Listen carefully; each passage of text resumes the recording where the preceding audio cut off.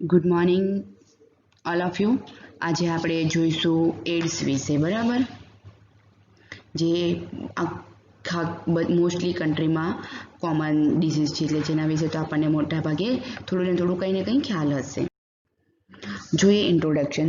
તો ઇન્ટ્રોડક્શનમાં જોઈએ તો sometimes called as slim disease is a fatal illness caused by a retrovirus known as human immune deficiency virus HIV. Slim disease શું કામ કહેવામાં આવતો કે જેને HIV એડ્સ થયું હોય, એની ઇન્ફેક્શન લાગ્યું હોય તો એની બોડી એકદમ પાતળી થઈ જાય. ઓકે, અને ફેટલ ઇલનેસ એટલે કે ક્યારેક એ ઘાતક પણ બની શકે. હવે આપણે જોઈએ problem of AIDS and HIV. તો 2007માં mostly number of people living with HIV, okay, તેમાં ટોટલ હતું 33.2 મિલિયન જેટલા કેસીસ રેકોર્ડ થયા હતા, અને જેમાંથી ડેથ કેટલી હતી? 2.1 મિલિયન જેટલી ડેથ હતી. ઓકે, આગળ આપણે જોઈએ તો એનાલિસિસ ઓફ સર્વેલન્સ ડાટા, એટલે કે એમાં 3 ગ્રુપમાં એનાલિસિસ કરવામાં આવ્યું, ગ્રુપ 1, ગ્રુપ 2 અને ગ્રુપ 3. ગ્રુપ 1માં શું આવશે? તો generalised epidemic incidence cross 5% in high risk group, 1% or more in pregnant. Group 2માં શું આવશે? તો concentrated epidemic incidence 5% in high risk group and in pregnant less than 1%. Group 3, the low prevalence epidemic incidence reach 5% in high risk group and in pregnancy less than 1%. હવે આપણે જોઈએ કોઝેટિવ organism. તો human immune deficiency virus એટલે કે HIV virus. Okay, reservoir of ઇન્ફેક્શનમાં શું આવશે? તો case and carrier બંને થ્રુ ઇન્ફેક્શન્સ ફેલાશે. Once infection life time infected. Okay, એટલે એકવાર જેને HIVનું ઇન્ફેક્શન લાગ્યું હોય તે લાઈફ ટાઈમ સુધી ઇન્ફેક્ટેડ જ રહે પર્સન. સોર્સ ઓફ ઇન્ફેક્શનમાં શું આવશે? તો બ્લડ છે, સિમેન છે, CF એટલે સેરેબ્રોસ્પાઇનલ ફ્લુઇડ, પછી lower concentration in saliva, milk, tears, urine, cervical અને વેજાઇનલ સિક્રેશન. આમાંથી ઇન્ફેક્શન લાગવાના ચાન્સીસ ઘણા બધા છે, અને એનો ઇન્ક્યુબેશન પીરિયડ શું છે? Few months to 6 years. Okay, એટલે જ્યારે ઇન્ફેક્શન લાગ્યું હોય ત્યારે આપણને તરત ખ્યાલ ના આવે, પરંતુ 6 years સુધીમાં એનો ધીમે ધીમે ખ્યાલ આવે છે. પછી આવશે હોસ્ટ ફેક્ટર્સ. તો એજ તો મોસ્ટલી 20 to 49 years. સેક્સ તો મેલ ફિમેલ બંને આવશે, જે ક્યાં જોવા મળશે મોસ્ટલી? તો in north America, Europe, Australia, Africa વગેરેમાં વધારે જોવા મળે છે ઇન્ફેક્ટેડ પર્સન્સ. હાઈ રિસ્ક ગ્રુપમાં શું આવશે? તો મેલ હોમોસેક્સ્યુઅલ એન્ડ બાયસેક્સ્યુઅલ આવશે, હેટરોસેક્સ્યુઅલ પાર્ટનર્સ આવશે, પછી જે વ્યક્તિ IV ડ્રગ્સ એબ્યુઝર્સ હોય એને થશે, ટ્રાન્સફ્યુઝન જેણે કરાવ્યું હોય, પછી જેણે બ્લડ લીધું હોય, રિસીવ કર્યું હોય એને, અને જે બ્લડ પ્રોડક્ટ્સ HIV ઇન્ફેક્ટેડ વાળી જ હોય અને એ આપણે યુઝ કરશું તો ઇન્ફેક્શન લાગવાના ચાન્સીસ વધારે છે. હવે આપણે જોઈએ મોડ ઓફ ટ્રાન્સમિશન. તો મોડ ઓફ ટ્રાન્સમિશન કઈ રીતે થાય? તો સેક્સ્યુઅલ જે કીધું, હોમોસેક્સ્યુઅલ છે, બાયસેક્સ્યુઅલ છે, હેટરોસેક્સ્યુઅલ પાર્ટનર્સ હોય એમાંથી રહેશે. બ્લડ કોન્ટેક્ટ, આપણે કોઈ પણ ધારો કે HIV પેશન્ટ હોય અને એનું આપણે કોઈ સિરિંજ, એનામાં સિરિંજ યુઝ કરી હોય, કોઈ નીડલ યુઝ કરી હોય, અને પછી જો આપણે એ વસ્તુનું આપણામાં લાગે ત્યારે તેની બ્લડથી કે કોઈ પણ બ્લડ પ્રોડક્ટ્સથી આપણને HIVના ઇન્ફેક્શન લાગવાના ચાન્સીસ વધારે રહે છે. અને સાથે સાથે મેટર્નલ. ઓકે, એટલે મેટર્નલમાં શું આવશે? તો કોઈ પણ મધરમાંથી બેબીમાં, યાની કે કોઈ પણ મધર HIV પોઝિટિવ હોય અને જો એને ન્યૂબોર્ન બેબી હોય તો એ ન્યૂબોર્ન બેબીને ઇન્ફેક્શન લાગવાના ચાન્સીસ રહે છે.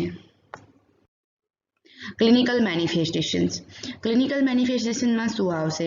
તો એના 4 સ્ટેજીસ આવશે. Initial infection, asymptomatic carrier, AIDS related symptom complex ARC. બરાબર, ARC એડ્સના એબ્રેવિએશનમાં યુઝ થાય છે. અને બીજું આવશે એડ્સ. તો ઇનિશિયલ ઇન્ફેક્શનમાં શું આવશે? તો 70% of people after few weeks of exposure develop mild illness, fever, sore throat and rashes. બરાબર ને, but most are asymptomatic up to 1 to 5 years. HIV antibodies appear between 2 to 12 weeks in the bloodstream, and period up to this is called window period. Tests are negative for antibody test, but patient has HIV infection. પછી આવશે asymptomatic carrier. તો condition with no clinical sign but persistent generalized lymphadenopathy થશે. એટલે second સ્ટેપમાં lymphadenopathy જોવા મળશે. Third સ્ટેજમાં શું આવશે તો કે one or more clinical sign are present, જેમાં આવશે unexplained diarrhoea lasting longer than a month, fatigue, malaise જોવા મળે, loss of more than 10% of body weight, fever, night sweats જોવા મળશે, milder opportunistic infections like oral thrush, generalise lymphadenopathy અથવા તો સ્પ્લિનોમેગાલી જોવા મળશે. બરાબર. પછી એડ્સ એ જે એન્ડ સ્ટેજ છે, and stage of HIV infection. Number of ઓપોર્ચ્યુનિસ્ટિક infections ઓકર્સ body, એટલે ઓપોર્ચ્યુનિસ્ટિક ઇન્ફેક્શનમાં એટલે કે બેક્ટેરિયાનું ઇન્ફેક્શન્સ લાગી શકે, વાયરસનું, ફંગાઈનું, પ્રોટોજુઆ છે જે અથવા જેની વીકેન્ડ ઇમ્યુન સિસ્ટમ થઈ જાય. બરાબર. એ બધામાં વધારે પડતું ઇન્ફેક્શન લાગશે. સાથે સાથે જેને ટ્યુબરક્લોસિસ હશે, કાપોસી અને ટ્યુબરક્લોસિસ અને Kaposi sarcoma one type of cancer develop in early stage. Okay.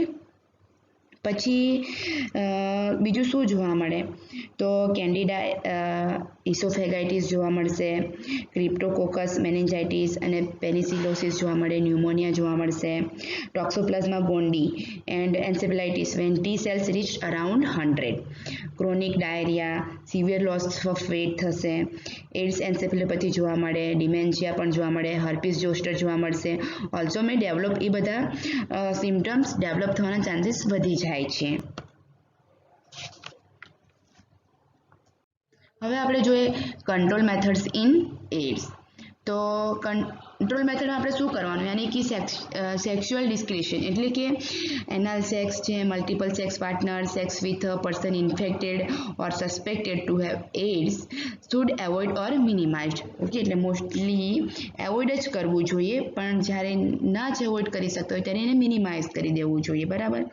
પછી blood and blood products should be kept free from AIDS infection, એટલે કે કોઈ પણ એડ્સનું ઇન્ફેક્શન લાગ્યું હોય બ્લડથી કે બ્લડ પ્રોડક્ટ્સને તો એનાથી હેલ્ધી પર્સનથી દૂર રાખવું જોઈએ. બીટી એટલે કે blood transfusion should be given only when strictly indicated, બાકી એમને બ્લડ ટ્રાન્સફ્યુઝન પણ ના કરવું જોઈએ. હેલ્થ એજ્યુકેશન આપવાનું. પછી HIV ટેસ્ટિંગ એન્ડ કાઉન્સિલિંગ, એટલે કે free and anonymous HIV testing, counselling and referral services should be routinely made available at places such as sexual transmitted disease clinics, drug treatment clinics, એક્સેટ્રામાં counselling પણ પેશન્ટનું કરવું જોઈએ અને ટેસ્ટિંગ પણ કરવું જોઈએ. પછી haemophilics should give heat treated preparations instead of coagulation factor concentration, યાની કે આપણે મોસ્ટલી તો હેલ્થ એજ્યુકેશનથી જ એને કરી શકીએ છીએ. આવી રીતે આપણે કરી શકીએ. અત્યારે તો હેલ્થ એજ્યુકેશન અને બધાના મોટાભાગે હેલ્થ અવેરનેસના લીધે પહેલાંના પ્રમાણ કરતાં અત્યારે ઓછું થયું છે, પરંતુ એ ઘટી તો નથી જ ગયું. ઠીક છે. Thank you.